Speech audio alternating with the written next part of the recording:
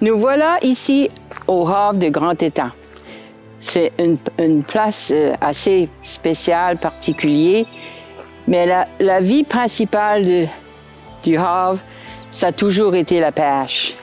La pêche dans l'ancien, que ce soit le homard ou la morue ou le maquereau, mais aujourd'hui, il y a encore une pêche très vivante, une industrie très vivante, mais surtout pour le crabe et pour le homard. On a avec nous deux anciennes de la communauté qui arrivent presque à leurs 100 ans, ainsi qu'un pêcheur qui a vécu de la pêche toute sa vie, qui a commencé à pêcher avec son père. Alors, voici leur histoire.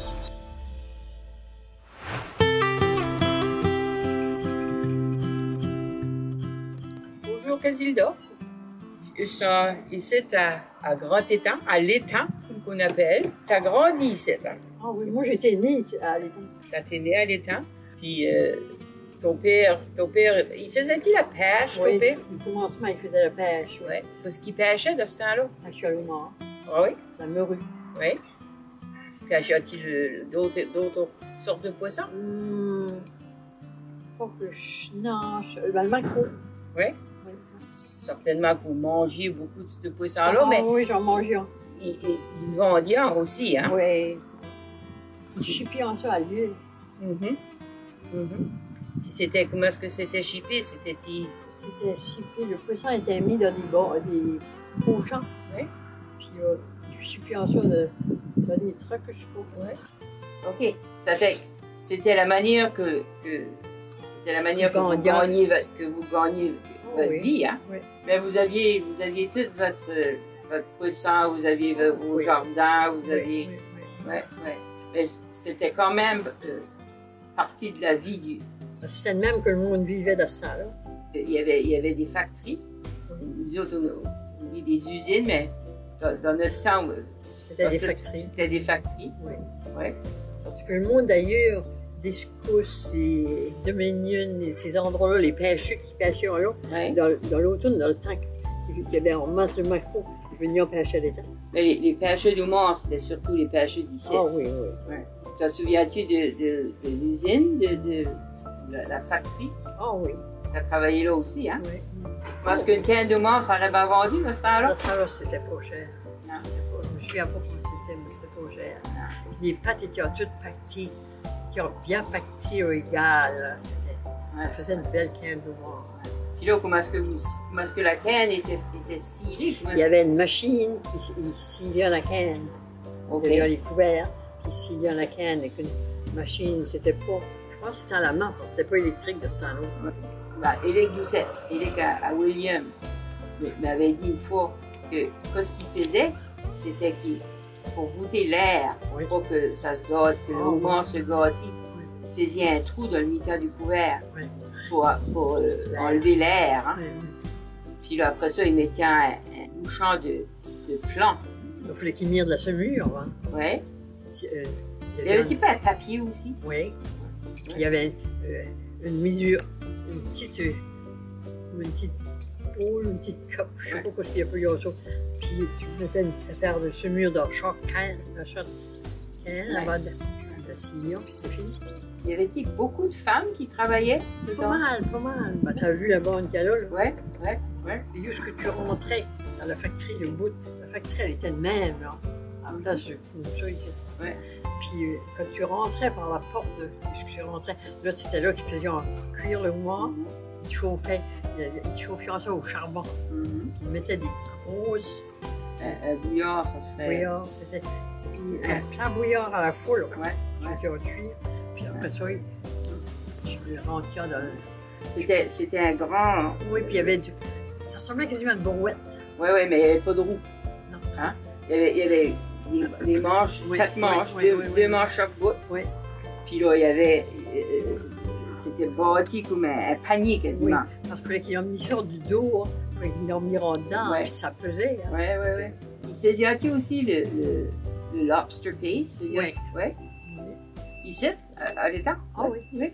Les sauvions, le vert puis le rouge. Ouais. Puis l'alliant ça, puis ils mettaient ça des petites cannes, ça d'eau. Ouais. C'était bon. Dans ce temps-là, parce que vous auriez été payés. Nous autres, Oui. si chacun 50 cents à l'heure, c'était autant. Mais ça faisait une différence dans la famille, hein?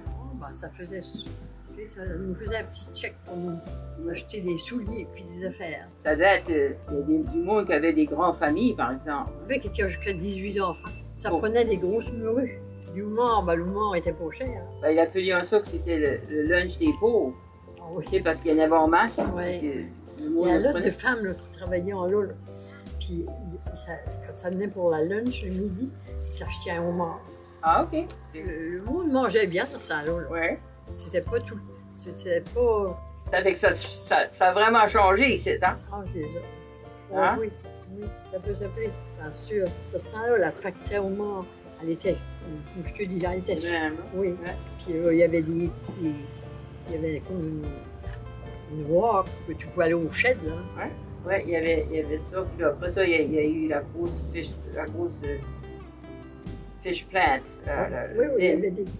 que la coopérative avait bâti. Hein? Des sheds. Oui, des gros Puis sheds. là, il faisait à la merue sec. Hein? Ouais. Moi, je me souviens de cette partie-là. Puis là, il y avait une glacière. Hein? Oui. La glacière, elle était plus loin. Oui, elle était une glacière. Il y avait celui-là qui pêchait le semant. Il a gardé dans le sorti.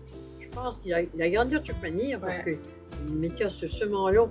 Des gros sements. Ouais. C'était fort. Ouais. Puis il mettait dans la glacière. Il y avait un homme qui prenait garde de ça. Il y a qu'une saison qui pêchait le semant. Ouais. Il y a que- C'est ça, ouais. Ça, il pêchait ça. Je suis cap, là. Mhm. Tu sais, Ouais. jusqu'à la source à Simeon À Willy par là. Simiaroli, ouais. C'était là. C'était le meilleur spot. Hein? Oui, oui. Ouais. Il y avait de la pêche, oui. Il y en avait aussi dans le bout alentour de l'île. là. Ah, ça te bande, mais à l'étang, il pêchait pas le semant. Non. Ah non, ah, OK. C'était rien que. Ouais. Mais t'as une belle mémoire du Oh, ben, village, hein? la petite affaire d'idée que j'avais, je l'ai encore, je pense. Ouais. Fait Mais que- t'as une souvenance de Ah, tout ce oui, qui se ça, passait, hein? Ça, je m'en souviens bien. Mhm. Je m'en souviens comme si c'était hier. Ouais. Ouais, puis les pêcheurs avaient toutes des cabanes, hein? Tu veux des cabanes. Te souviens-tu de la grande cabane? Qui Ouais. est arrêtée comme ici, là? Oui, C'est ça? sûrement. OK. Elle a arrêté comme. Je sais pas. Dans la turn, est-ce que tu t'aurais monté tu sais, Pour aller à la quoi? pour aller à la. Oui, dans la turn, oui. Allez, c'est là ce que je sens ici. Oui, ben, je pense que oui. Moi, c'est ici, je suis virée, là. Ouais. Oui, dans la turn. Puis il y avait un lot de cabanes, là. Ouais. C'est vrai, les pêcheurs ici, sur moi, je pêche Ouais. ici en haut. Ouais. Ça, c'est une affaire que maman, ta soeur, m'avait dit qu'il y avait un joueur de violon. Il amenait de la musique ici. Parce qu'il était ici toute la semaine. Hein. Oui, toute la Ouais. semaine. Ça fait que ça Ben, il n'y fêtait. avait pas de cas. Hein. Ouais. Fait qu'il venait le dimanche au soir, puis ça allait le samedi. Ouais. C'est ça. Bon, c'est vraiment intéressant. Bienvenue. Ça, ce que je savais, moi, c'est Ouais. malgré t'en as plus à dire que moi. Là. OK. Un grand merci. Puis Je te- à la prochaine.